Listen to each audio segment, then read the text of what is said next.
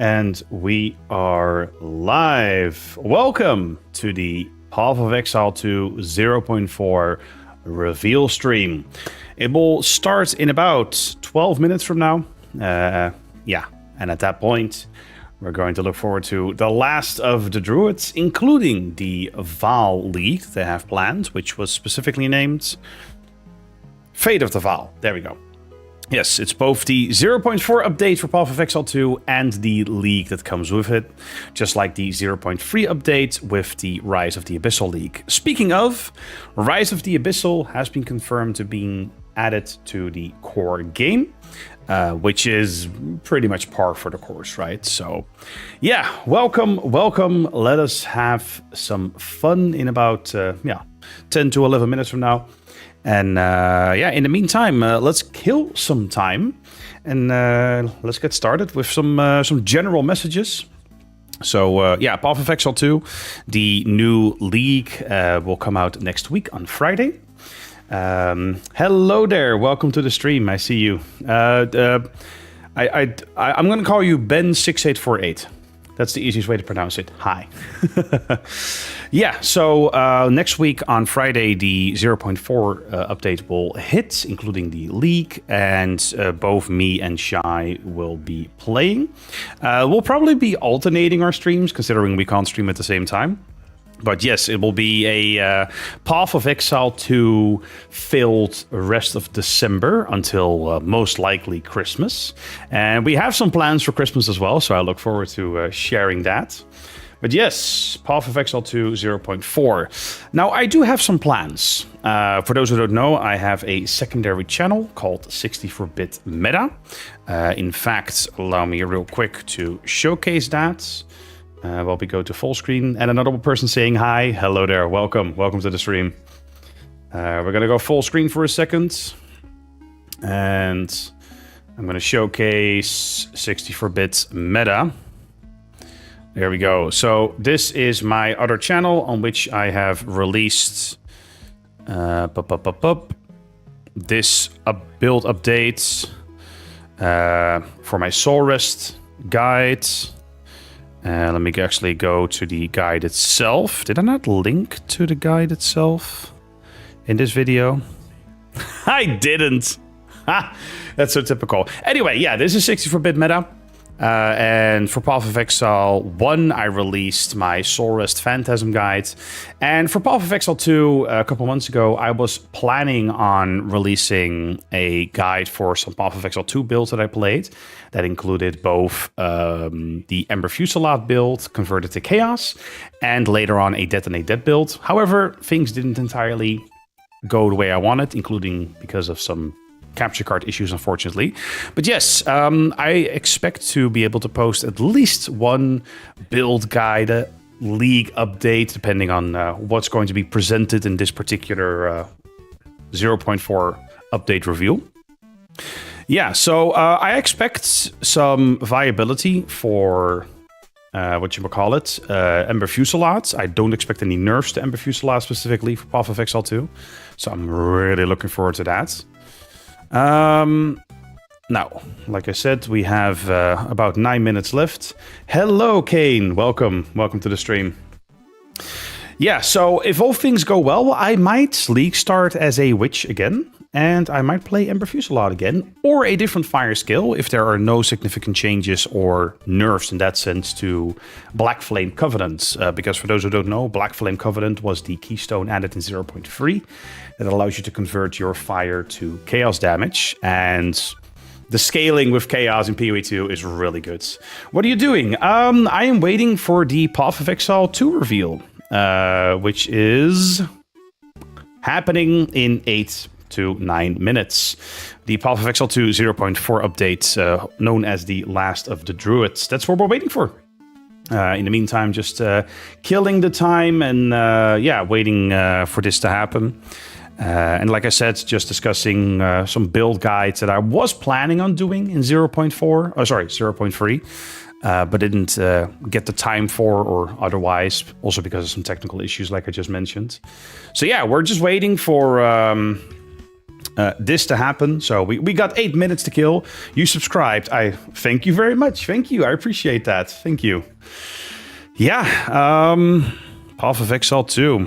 I'm really hoping to see some major changes to endgame. There was actually a really cool suggestion on the subreddit about potentially roaming bosses on the endgame map, which I think is a wonderful idea. To be fair, the entire endgame area can use, really interesting changes that make it much more fun to engage with, including maybe roaming bosses or rotating maps or similar things in that sense. So, yeah. Again, we're just waiting 8 minutes to check out the reveal. I'll be reacting live. Can you join? Join in what sense? Like Discord or something? I'm not currently on Discord, but yeah, you're basically joining here. So yeah. So I'm hoping to play another Witch, but I'm curious to see if the patch notes will be released for this. Just like they were for Path of Exile 1. That was actually a huge surprise for Path of Exile 1, 3.27.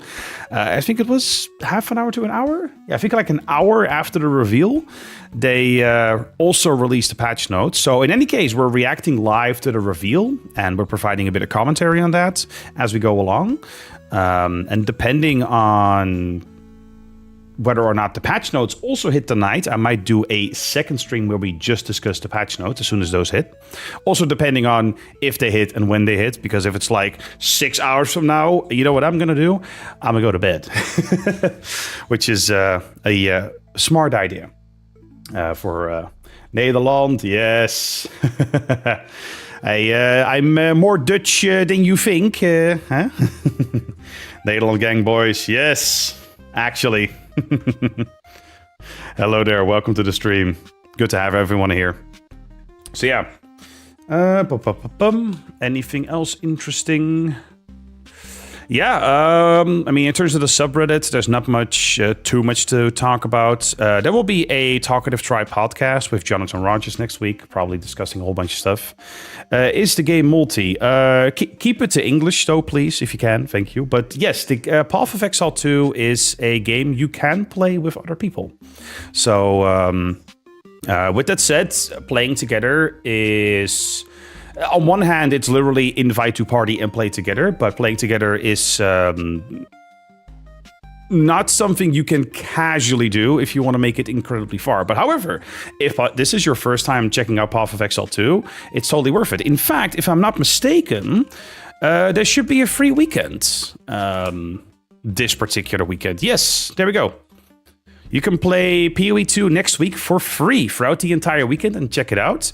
And if you enjoy it, you can purchase it on Steam if you want, with a early access supporter pack for €27.75.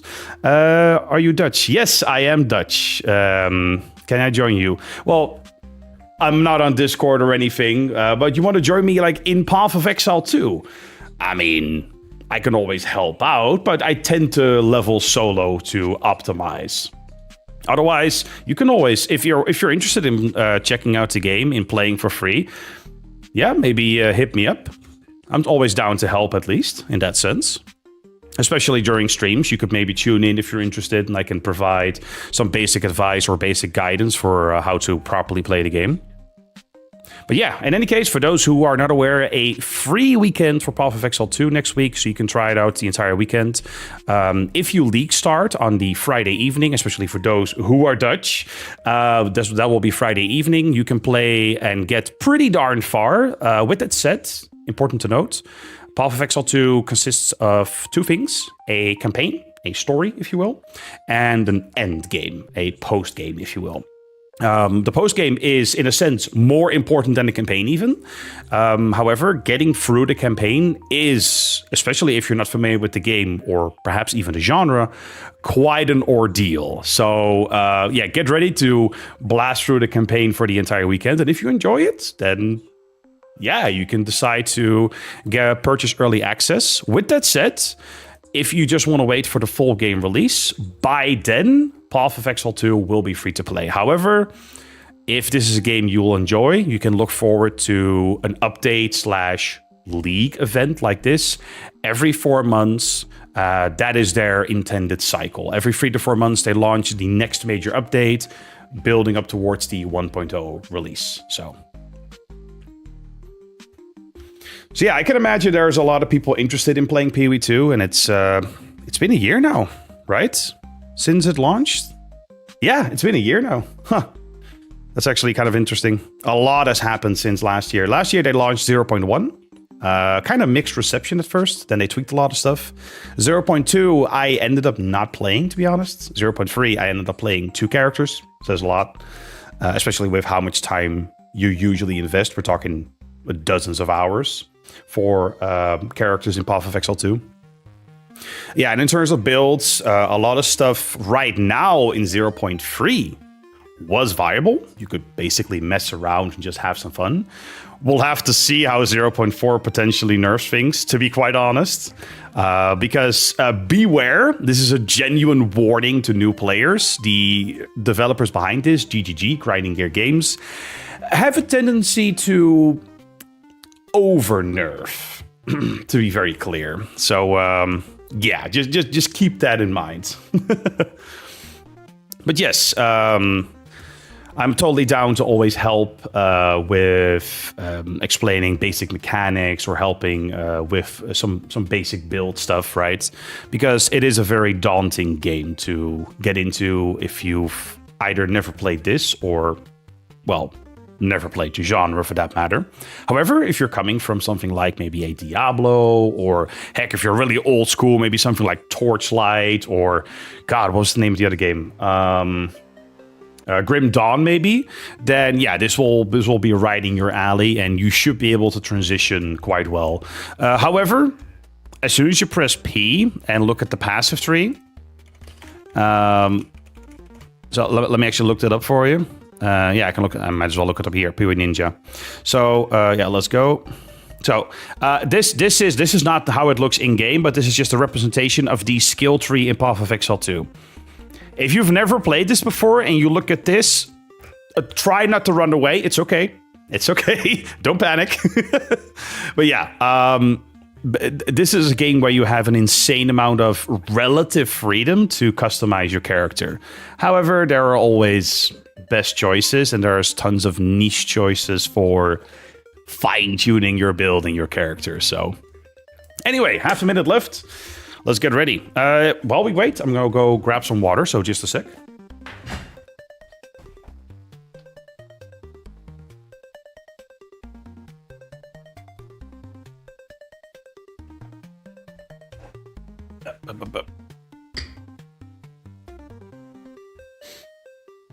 All right.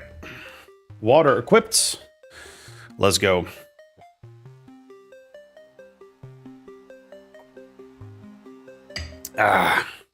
Okay. Here we are. Oh, unmute. Exile 2, and welcome to GGG Live. Here we go. We're going to show you an exclusive reveal for what's coming next for Path of Exile 2. Twitch drops are enabled on today's live stream, so you'll be able to claim your Verdant Wilds dodge roll effect by following the instructions below. Now, Dodge roll effect, okay. Time to show off a new class that we know everyone in the community's been waiting Druid, for. Druid. So let's roll the trailer for Path of Exile 2, The Last of the Druids. Let's go.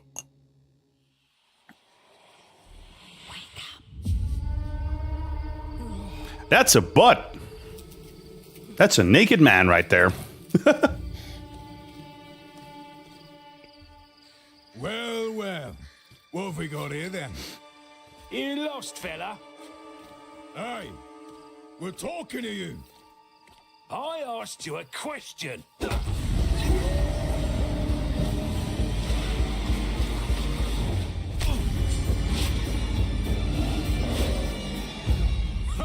What's wrong with him? He's lost his bloody mind.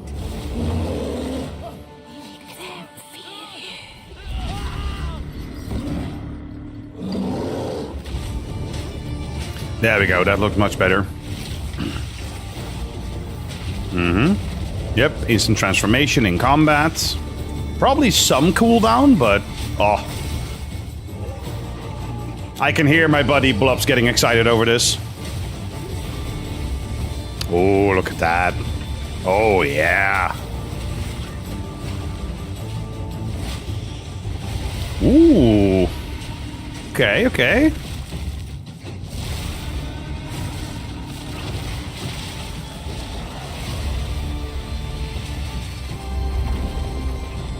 Yep.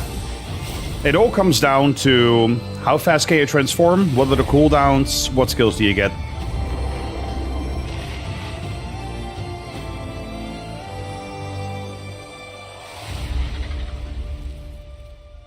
I will find you, Eve. Log in next week. Okay. Now, as Talk you to can us. see, the Druid is a shape-shifting elemental spellcaster.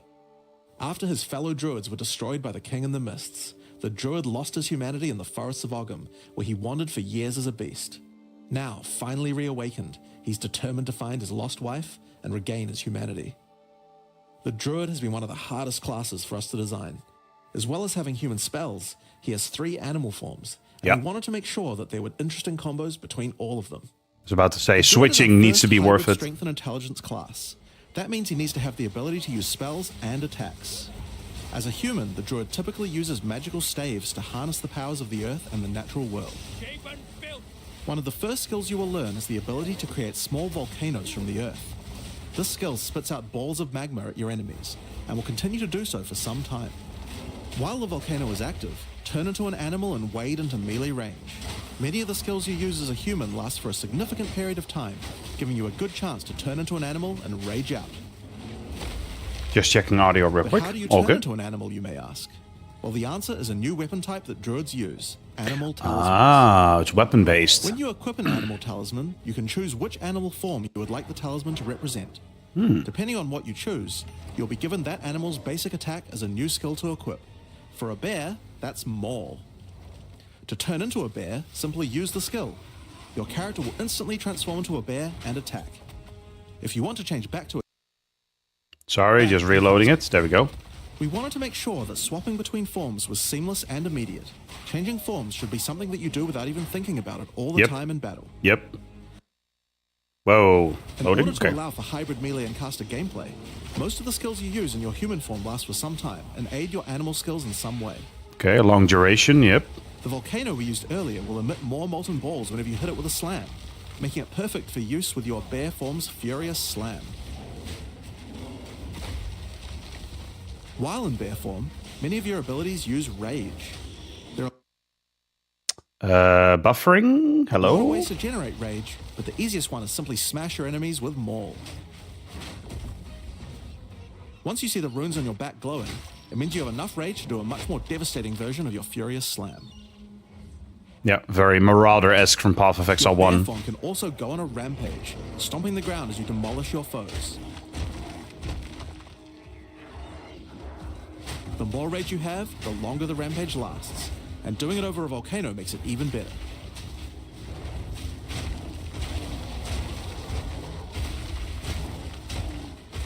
As you consume rage, your bear form will generate endurance charges, and these can be used with skills like Ferocious Roar.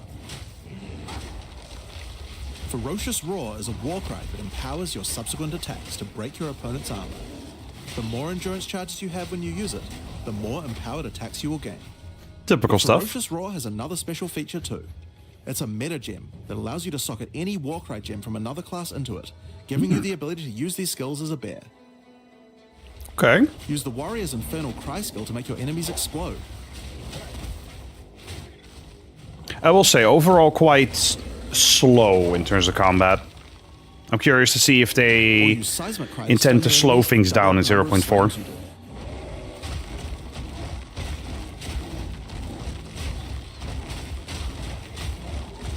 They're letting the You can gameplay even speak use for itself. That's Ancestral nice. Call, a skill that turns you into the fire god Calm. Ever Yep. wondered what the Karui god of war was Calm like if he infused was a bear. Well, wait no longer. Finally, build up enough rage and you can use one of the bear's ultimate abilities, Walking Calamity. This skill summons a storm of fire around you for some time, while generating even more rage to power your other abilities. Yeah, that's True pretty bear cool. apocalypse. That's the good stuff. Now the bear is known for being a slower and more lumbering animal, with slower attacks and heavy slams. But what if you want to turn into something a little more nimble? Yep. Well, let's check out the second animal form for the Druid, wolf form. For the wolf form, we want it to go fast and furious. Even just the wolf's basic attack will leap forward and rake his foes. After attacking, the wolf stands up on 2 legs, but after running for a short time, he goes back on all 4s, allowing to move more quickly between packs of enemies. The wolf has a lot of cold attacks based on his association with the moon, and the first of these is Lunar Assault. It's great for freezing your enemies in place. After they're frozen, use your basic rake attack to knock shards of ice off your enemies, which land on the ground nearby and explode. Looks very slow still. You can use your pounce attack. I mean, I guess I want to showcase the moves, but... Killing the marked enemy will summon a wolfman into your side, allowing them to fight with you. I'm expecting nerfs. Mark and kill as many enemies as you can to build up a sizable pack. While an enemy is marked, your wolves will prioritize that target and do more damage the more wolves you have. So make sure you keep your pack strong. Yeah. Now, one problem you might run into is your wolf pack dying in boss fights. You often don't have any enemies that you can mark and kill in order to regenerate your pack. To deal with this problem, you can use Cross Slash. Cross Slash jumps backwards and does a vicious double slash. Any marks on your target explode and triggers their abilities. This allows you to pounce to mark an enemy and then summon a wolf even without killing it. Cross Slash also has another feature though. Remember those ice fragments from before? Well, Cross Slash will propel any ice shards on the ground towards its central target. First, freeze your enemies with Lunar Assault. Then rake them to create as many ice fragments as you can. Then follow up with Cross Slash to generate a field of icy explosions to obliterate your enemies. Yeah, I get the whole combo gameplay and If the you're still alive after that, your pack of wolves can finish them off. situational nature of the DPS, but this looks very Z DPS. Just like with the bear's raw skill earlier that allows you to use skills from other classes, Pounce is also a meta gem that you can socket mark skills from other classes into. So for example, you might want to try adding Freezing Mark from the Monk to Pounce. After pouncing at an enemy, Cross Slash to explode the mark and gain extra cold damage for a time. The wolf has many other ways to go all in on cold though. Using the Arctic Howl Warcry will allow you to add cold damage and chilled ground to any slam, while buffing your pack of wolves as well. You can also use it to freeze enemies that are close to being frozen, making it much faster to use your other combos. Finally, the wolf also has the ability to call down the power of the moon to transform into an Arctic werewolf with Lunar Blessing. That's the wolf's ultimate. You move and attack more quickly and deal extra cold damage. Consuming Rage will extend the duration of your Arctic wolf form. So you could Move try and a attack hybrid more bear quickly, deal wolf more build if you want to damage. Utilize the skill to its full effect. Not really seeing it, but okay. Now I'm hoping this is just them showcasing the skills, you know, not dealing too much Let's damage. talk about the third form available to the Druid, and I think it's a cool one. The Wyvern. The Wyvern has a number of long-range breath abilities, but that doesn't mean you can't get into melee range when you want to. The basic attack of the Wyvern is Rend. Jump forward into combat and slash your enemies with your lethal talons. Damage over time focused, I If they're close to being guess. stunned, you can blow them off balance with a blast from your wings, causing an explosion of damage. After the battle, though, it's time to feed. Devour the corpses of monsters to create power charges, and this is when the Wyvern's abilities really come online. When using Rend, you can consume a power charge to charge up your wings with lightning. Not only does this do a bunch of damage, but it allows you to turn this melee skill into a much larger AoE attack. Once your wings are charged, your Wing Blast will also do lightning explosions for even more damage. If your enemies are close to death, no need to wait for them to actually die. When you see this blue marker, just devour them alive. Fresh meat is much tastier after all. Alright, so those are some melee options, but how about range? They're really gonna Well, slow you wouldn't things be down to much of a dragon if you 0.4, couldn't breathe fire after all. which is kind of Rolling Thunder is deserved. the first of the Wyvern's breath but- attacks. Spit balls of fire that bounce along the ground. These balls will trigger volcanoes as well, so it's a good idea to cast one as a human right before you start spitting. Okay. But that's not all you can spit. You have something a little nastier in that gullet of yours. Spitting a barrage of oil at your enemies will cover them in a viscous sludge that makes them easier to ignite. If you have power charges though, plant your wings in the ground and vomit a barrage of lightning-infused projectiles. The more power charges you have, the longer you can do this for. But make sure you keep your foes at range. You're vulnerable to melee attacks while channeling this skill. In order to help with that, let's take a quick diversion back to some of your human abilities. As a Druid of Scoth, you have the ability to harness the power of nature to create entangling vines to slow down your enemies. Another of nature's punishments is the thunderstorm. Creating one of these will create periodic strikes of lightning from the sky, and will also make your enemies wet. Why is that useful? Well, of course, things that are wet are easier to shock. Use it with lightning damage from your Wyvern form to enhance your damage. Making things wet also makes them easier to freeze, so it works nicely with your wolf form as well. And you know what else likes water? Plants.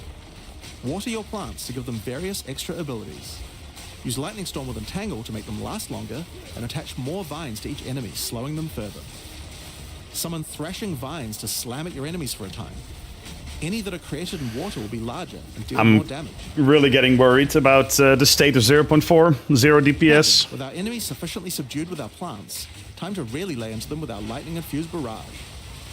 Okay, that's this version's ultimate, or this form's ultimate. Now, this last Wyvern ability is just ridiculous, but we felt like we had to do it. Yeah, okay. Use Flame Breath to take to the skies and rain down a stream of fire on your enemies. You have wings, so you have to take full advantage of them after all. So fly around and burn in it. I mean, it looks really cool, won't deny that. Now, there are a few other skills we didn't cover, but there's one in particular that I think will open up a lot of builds. Spell Totems. Spell Totems are metagems that let you create a totem that will automatically cast any spell in the game. Yes, Spell Totems are finally here. One, you will need to spend 3 endurance or 3 power charges. You could use them to throw fireballs, summon comets, or shower the area in lightning. Really, the options are kind of endless. Your bear form can easily generate endurance charges by consuming rage, and your wyvern form can easily create power charges by eating corpses. So it's pretty easy for the druid to get the charges needed, but they're also available from quite a few other places as well. I'm sure we'll be seeing a lot of different spellcaster classes thinking about how best to take advantage of these. Now, of course, along with a new class comes a bunch of new support gems. We've added over 30 new supports throughout the game. Okay. But I'll show you a few of the cooler ones here. Show me. Fan the Flames can be added to any wind skill to spread fire from one ignited enemy to the other enemies behind them. Okay. It's great for the Wyvern's Wing Blast. But you can also use it on many other classes with wind skills, like the Twisters on the Huntress, or the Monk's Staggering Palm Projectiles.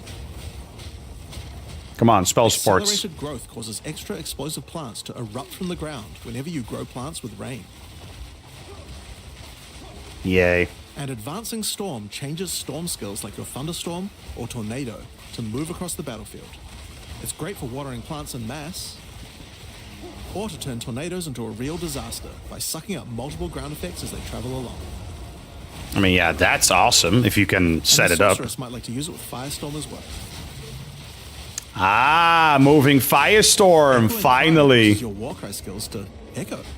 They will repeat a couple more times with a delay after you use them, giving you more empowered attacks.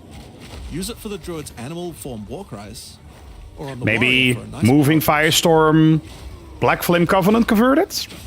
I like the sound of that. Grounding Shocks causes monsters you shock to turn into living Tesla coils, arcing lightning to nearby enemies.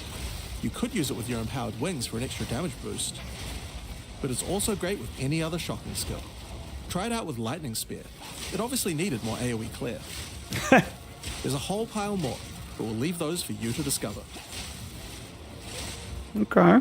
Now with a new class comes new Ascendancy classes. The Druid will have 2 options for now, with a third being released later. The first class is the Shaman. The Shaman channels nature's elemental fury and can harness rage as a spellcaster, unifying his animalistic and magical tendencies. By allocating Druidic Champion, you gain spell damage the angrier you are. And with Furious Wellspring, you generate rage continuously and can spend it to empower your spells. With the knowledge of the Asmerian Magi, the Shaman can harness untapped power from runes and idols.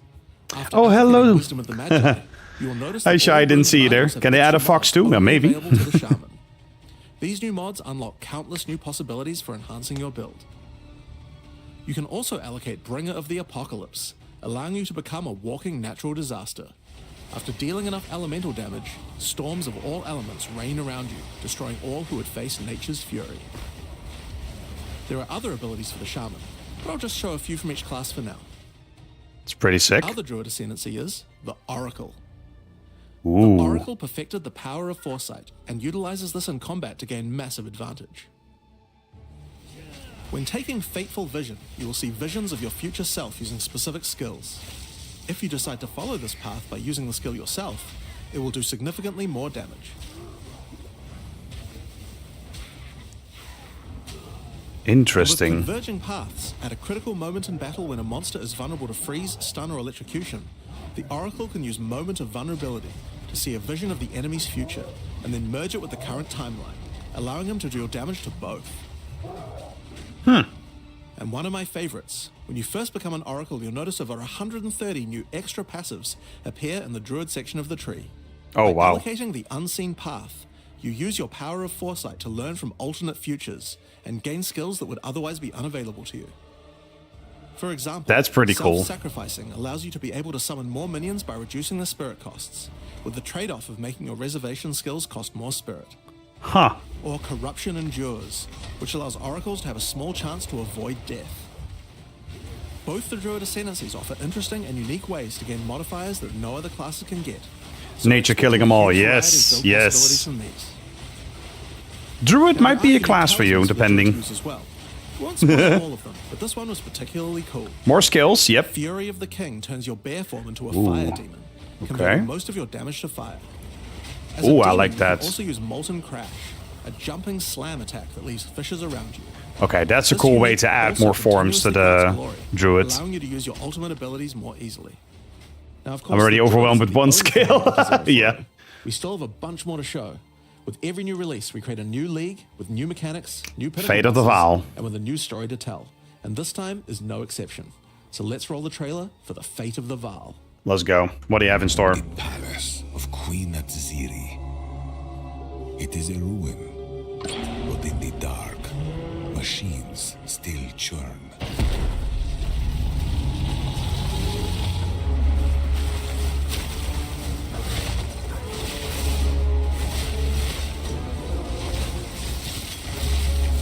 The temple has many functions, and with it, Oh boy. to save the Vaal. Oh boy. Nexus. Nexus is back.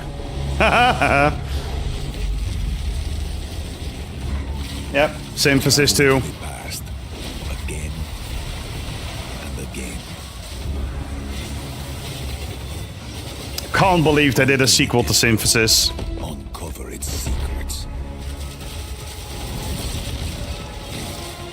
You will be rewarded for your sacrifice. And somewhere in the deepest chamber, my queen awaits. Ooh, fighting at Zeri directly would be cool. Hear me! The beast cannot give you what you desire. You may have studied it, Doriani, but you do not know it like I do.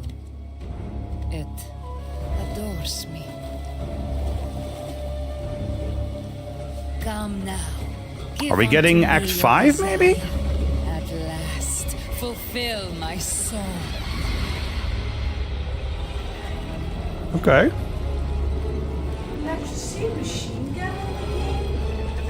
I mean, there's been automatically firing crossbows for a while. Game director on Path Okay. of Exile. In the Fate of the Vaal League, you will find remnants of the ancient Vaal civilization scattered throughout Rayclast. They seem to attract nearby creatures and affect them strangely. After killing them, the remnant appears to gain some amount of power, but not enough to fully activate it. It seems you will need to find 5 more of these arcane devices. Okay, and spread throughout sacrifice the maps. monsters you find there to fully activate one. But things don't always go to plan. These devices are old, and sometimes infected by corruption. Twisted versions of ancient Vaal may emerge, Okay. and sometimes even stronger foes. Spawns random mobs, random On bosses. fully activating Okay. one of the devices, you finally discover its true purpose. A portal opens and takes you deep underground to a lost temple, once the home of Atziri. Same idea of as Rise of the Abyssal. Go to a What separate treasures area. could still be inside? I think you're gonna want to find out. In front of the entrance is a console of some kind. Yep. And on activating it, you can see a map of the temple. Atziri's personal chambers are on the far side. But how could anyone get there? There are disconnected rooms, and the layout doesn't seem to make sense. And that's when you realize the purpose of the ancient devices scattered through Rayclast. The temple is powered by sacrifice, and this energy can be used to modify the very structure of the temple itself.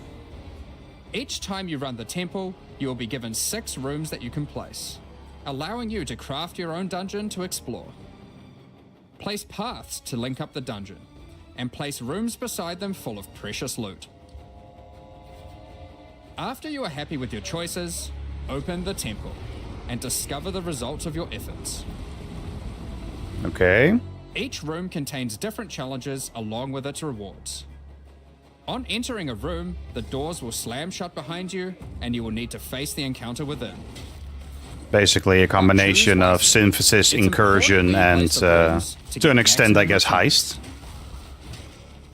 For example, when placing a commander, you could just place it anywhere along an existing path, but a much better strategy is to place it next to a garrison of troops for him to command. With better leadership, the garrison will level up, making the monsters harder, but also more rewarding. Different rooms have different requirements for leveling up.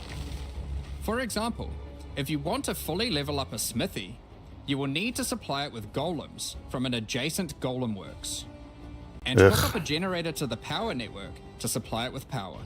I really hope that they add in-game descriptions for this, because otherwise you have to spend way too much time understanding how to connect everything. You don't need to memorize what interacts with what. When selecting a room, you will be shown the locations that will make other rooms level up, and exactly what effect it will have on the temple. Okay, good. I was about to say. After running the temple, a few of the rooms will destabilize and be removed. It will be up to you to rebuild the temple, adding 6 more rooms each time you come back, making the temple larger and larger and larger. What? So, that's the basic functionality of the temple, but there is a lot more. Once Doriani finds out about your travels to Lera Vaal, he will attempt to persuade you to take on a new mission. The temple entrance contains a prototype of the time portal device. It will be able to take you back in time, but only to one specific point. Right before Itzeri triggered the cataclysm that destroyed the Vaal. Ah, like that, yep. He requests that you go back and attempt to stop Itzeri to prevent the Vaal from ever being destroyed. Oh, the animation was so good. God, it looks so good. Is on the far side of the temple, so you will need to expand the temple significantly to get to her. And even worse, her chambers can only be unlocked by a room that isn't currently accessible to you. In order to deal with that, you are going to need to visit the architect of the temple. To get to him, you will need to place path rooms, but while doing so, you will probably want to exploit some of the Vaal technology only available in the past. Once you can travel into the past, a whole new set of rooms are available to you, and they have some pretty insane rewards. At level 1, the corruption chamber can be used to corrupt a single item. But placing it next to a thaumaturge to run the place, and a sacrificial chamber to provide soul energy, you'll be able to level it up. And it's worth it, because once you get the room to level 3, there are some very nice rewards to be had. Double corrupt back in the game? In a level 3 corruption chamber, you will find this mysterious device. It has a slot to place an item, and it only accepts items that are already corrupted. Oh. What will happen to them? Well, reroll extra corruption? Once an item is corrupted, you can't modify it any further. I was about to say. But this device allows you to corrupt your item a second time, adding another enchantment. Yep, double corrupt. It's back. This has the capability to craft some very powerful items indeed. Yep. But be warned, the Vaal are all about taking risks in the pursuit of power. There is a 50% chance that the item will be destroyed. 50. Yep.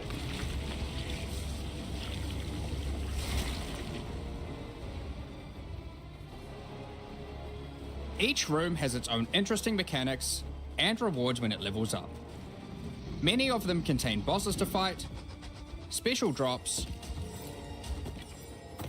and in many cases, new crafting opportunities.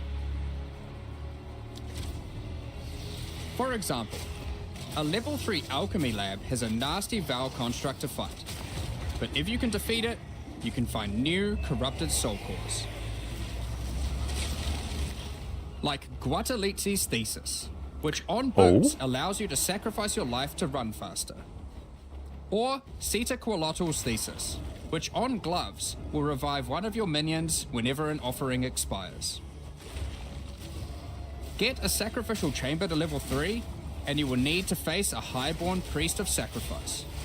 Defeat him to be able to further corrupt a Vaal unique, modifying it in unpredictable ways. One of the mods of this unique will be removed and replaced with another random mod.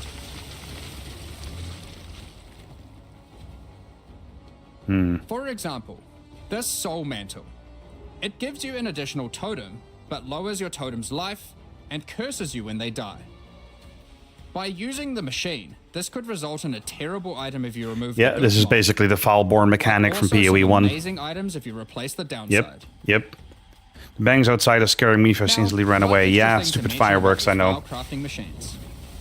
You don't have to take the items you want to craft into the temple. If you don't have the item you want to craft with you at the time, then clicking this button will allow you to create a currency item instead, allowing you to do the craft later or trade it if you want. That's nice, that's Now, nice. there are all sorts of interesting rooms you can find in the temple, but the last one I want to show you today is the Flesh Surgeon. A Vaal Flesh Surgeon can be leveled up by placing him next to a high-level synth flesh lab.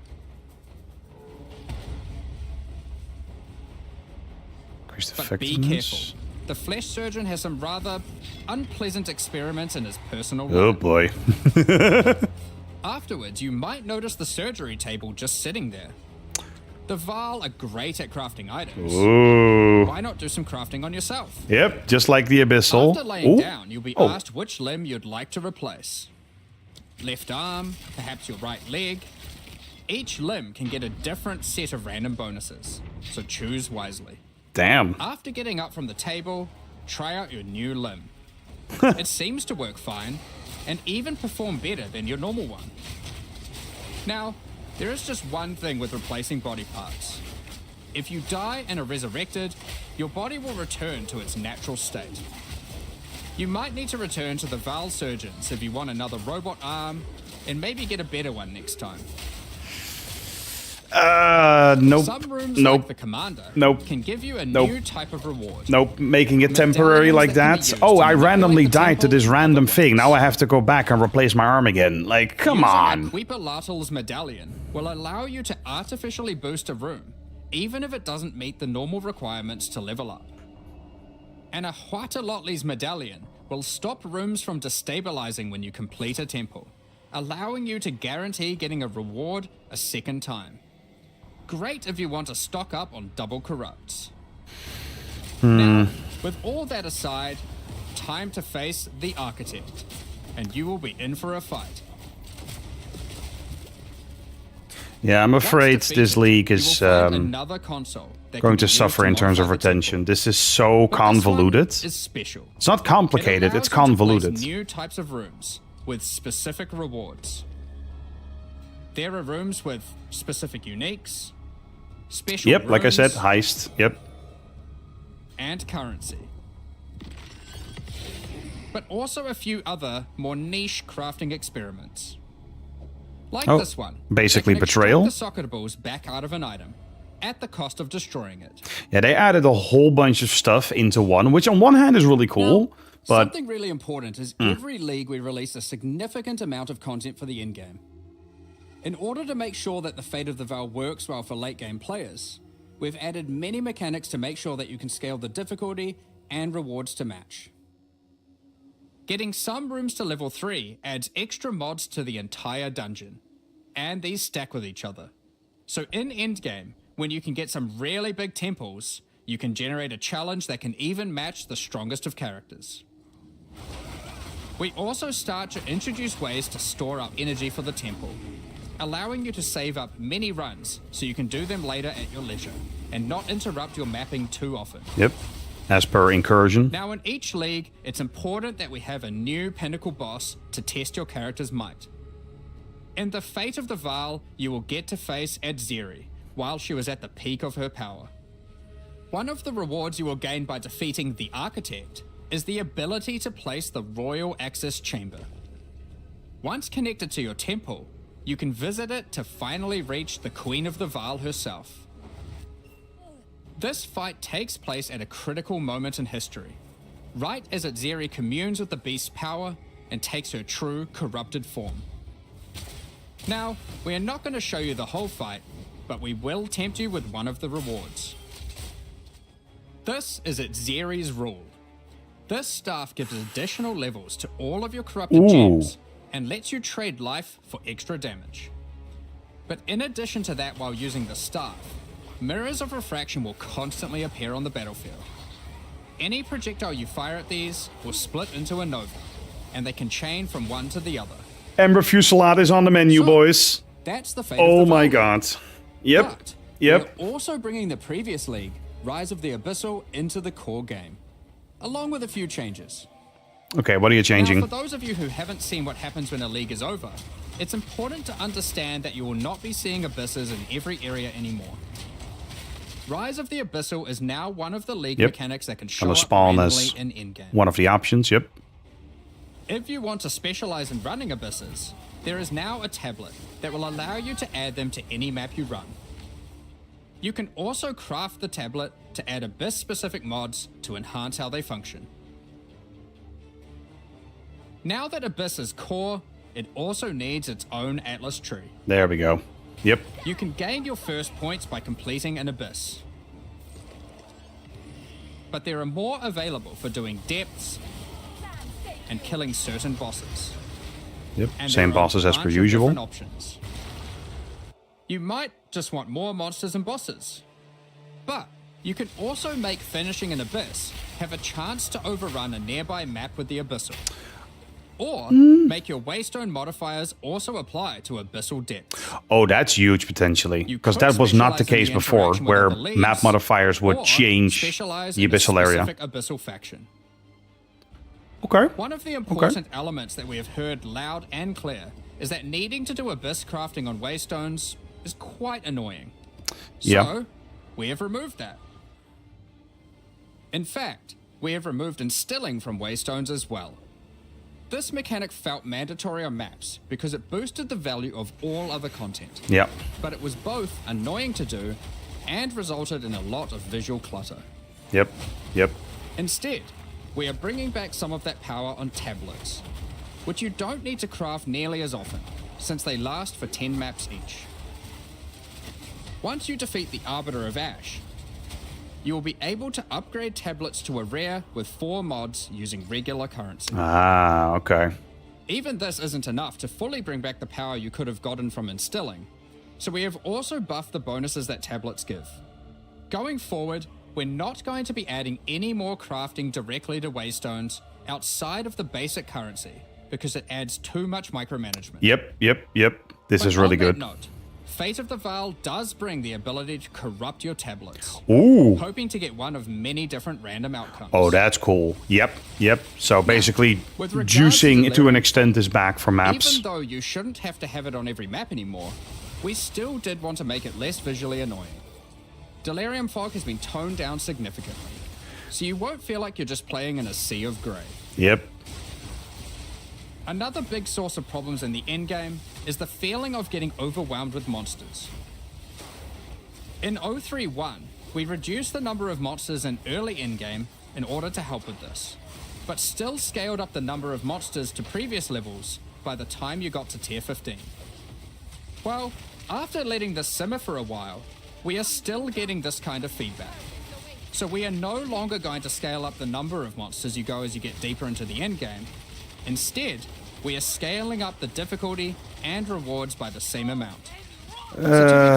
Nope. Instead of increasing the number of monsters Nope. by 40%, they will instead drop 40% more items, grant 40% more experience, and have 40% more life. Nope. In addition to all the Nope. normal scaling they get due to being higher level.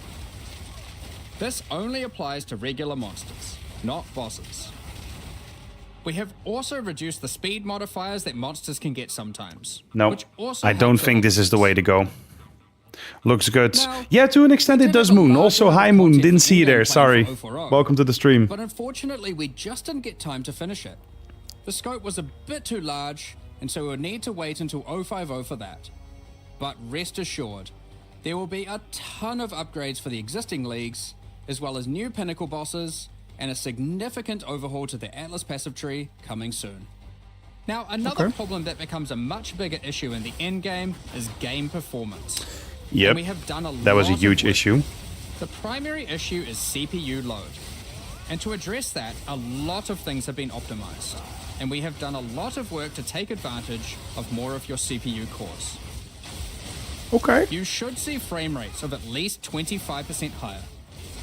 And a lot That's less huge. bad frame spikes during gameplay. Actually, that's It does make a quite a big developer in difference, 2025 especially on optimizing their game while A it lot isn't more even work in fully this area released. is ongoing. And you will Yes, continue please. to see performance improvements over the next few months. Beautiful. Beautiful. Of course, another important area is game balance. And we have made a lot of changes. Here we go. Now, most of these we will save for the patch notes, but I'll do a quick summary of some of the numbers. As well as adding 11 new unique items, we have rebalanced dozens of others that are not currently used very often. Okay. We've Supposed also done a buffs. pass over lineage supports. 21 of them have been rebalanced, as well as adding 9 more. Alongside the Ada 2 Louis' new bloodletting is Druid dead, I can tell you right now. We've made balance changes to almost all the others, with some of them getting a grander rebalance, such as the Smith of Katava.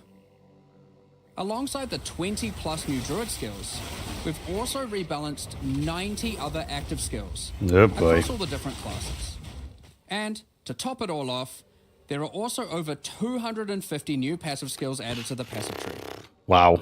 These changes should go a long way to increase the viability of many more skills, uniques, and overall build variety that can tackle our most challenging content. Next up, we're going to be talking about our new supporter packs. Today, we're launching 2 new series of supporter packs. The Precursor and Okay, so yeah, supporter packs, yada yada. I'm kind of worried for the direction 0.4 is going in. Like you're saying, yeah, Moon, that was a stupid decision. I agree. The whole point of Path of Exile 1, at least, and to an extent ARPGs in general, is that you're scaling the game. You're scaling the number of mobs in the game to an extent where you blow up entire screens, or at least large portions of screens, right? This is what makes these games tick. This is what makes them feel so good. And reducing the number of mobs in general, I really think it's going to backfire. I understand why they did it, and we have to play it before we fully judge it. Absolutely. But I'm really worried that this is not going to be the direction we want the game to go in. So yeah, also with that said, I mean, they're talking about supposed buffs right now. I'm telling you right now, they nerfed everything. I'm pretty sure they nerfed everything. Because in 0.3, a lot of skills were overperforming. So overall, I am genuinely worried for the game at the moment. Molten gold spills out as the Still supporter pack stuff. Yeah, let's wait for the section where they mention when the patch notes are coming out. Maybe in an hour after this or something. Like the last time it was also about an hour after the fact. It keeps track of the number of charges consumed on your precursor tablets used in the device. The Kalguran pack series also contains 6 exclusive microtransactions. Yeah, so overall for 0.4, I'm curious to see what other elemental skills they might have added. And whether or not we can potentially convert them with Black Flame Covenant as well. But spell projectile builds have definitely received a buff with that at Zuri staff. But we need to see if the damage scaling is any good. Because the version that I played in 0.3 relied on... what was the shield's name again? It was the shield that gave you Rathpith's Globe, right. I played a Blood Mage with Rathpith Globe. So dropping that shield in order to run that staff... I think that might not be worth it. But, I mean, still... It seems like the Volcano skill, the Creator skill, might be something we could run if it also gets amped up by other elemental skills that are not, whatchamacallit, Druid bound in that sense. That's the other thing we need to keep in mind. So yeah, when are the patch notes? When are the patch notes? That is the question. Yeah, da. Just waiting, just waiting. As you approach, it will awaken and terrify both you and any guests in your hideout. Let's actually pump up the volume. It's almost done. An So extra stash skin item will be granted to you. bum, bum, And when placed, bum. will automatically open to any stash tab set with the currency affinity. To help having to navigate... I mean, through that's the tabs. kind of cool, but yeah. Additionally, any microtransactions from the supporter packs will be made available for use in Path of Exile Path of Exile 1, yep. I love the cross game Thank you very MTX. much for all your ongoing support. Okay, patch notes, when? We're just about to start the Q&A with Ziggy D. Afterwards, at 11 AM NZ time, we'll post the patch notes. Okay, yeah. With release at the end of next week, our community team will be posting crucial information you'll need for the release. Keep an eye on the news. Thanks for joining us today and checking out our latest developments. All right. We're looking forward to playing alongside our fellow shapeshifting exiles, all while uncovering lost Vaal secrets by doing some dungeon crafting. We'll begin the Q&A shortly, so please get your questions ready. All right, all right. Let's recap, shall we? We're gonna bring it over to just chatting. Bum bum. So, that was the 0.4 reveal. Yeah, I'm a bit concerned. The changes to the endgame are nice. There's definitely a focus on quality of life. But we're not getting sweeping changes yet. Those are not arriving until very clearly 0.5. That's definitely clear. You know, they mentioned it specifically that it's not going to be until 0.5 for some sweeping changes to both endgame content, pinnacle passes, and more. So we're just, for now, it's just the more extensive waystone crafting that should be less micromanagement intensive, which is good. But yeah, balance-wise, I might stream again in 2 hours and 15 minutes from now to discuss the patch notes, depending on how things go. Yeah, it's gonna be an interesting one.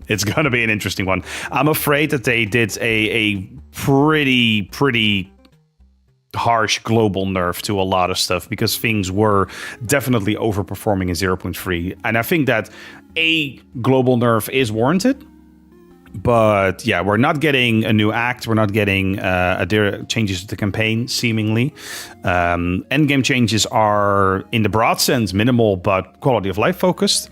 And balance-wise, we'll have to see what remains viable or what is actually going to be good. I'm worried for the endgame changes with 40% less mobs.